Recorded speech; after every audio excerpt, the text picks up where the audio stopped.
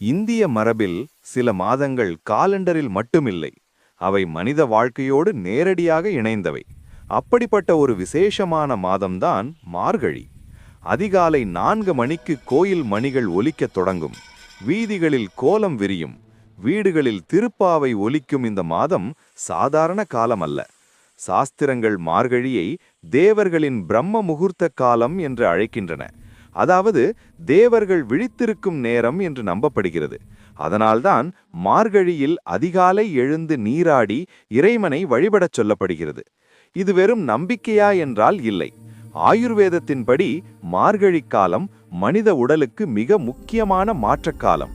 குளிர் அதிகமாக இருக்கும் இந்த மாதத்தில் உடலின் நோய் எதிர்ப்பு சக்தி இயல்பாகவே அதிகரிக்கிறது.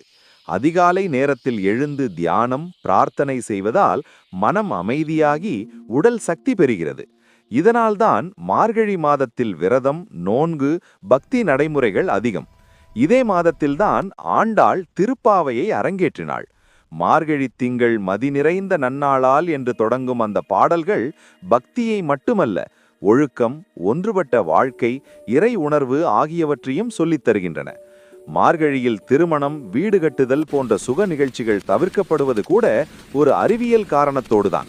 இது உள்முக ஆன்மீக பயணத்துக்கான காலம் என்பதே அதன் உண்மையான பொருள். வெளிப்புற சந்தோஷங்களை விட உள்ளார்ந்த அமைதியை தேடச் சொல்லும் மாதம் மார்கழி. அதனால்தான் நம் முன்னோர்கள் இந்த மாதத்தை சத்தமில்லா பக்தியுடனும் கட்டுப்பாட்டுடனும் வாழ்ந்தார்கள். மார்கழி நமக்கு சொல்லும் செய்தி ஒன்றே: வாழ்க்கையில் சில காலங்கள் வெளியில் ஓடுவதற்கல்ல, உள்ளே திரும்பி பார்க்கத்தான். அந்த நேரமே மார்கழி. இந்த ஆன்மீக உண்மை உங்கள் மனதை தொட்டிருந்தால் லைக் செய்யுங்கள். இதேபோல இந்தியாவின் மர்மங்களையும் வரலாறையும் அறிய டிகேஎஸ் பாரத் சீக்ரெட்ஸை சப்ஸ்கிரைப் செய்ய மறக்காதீர்கள்.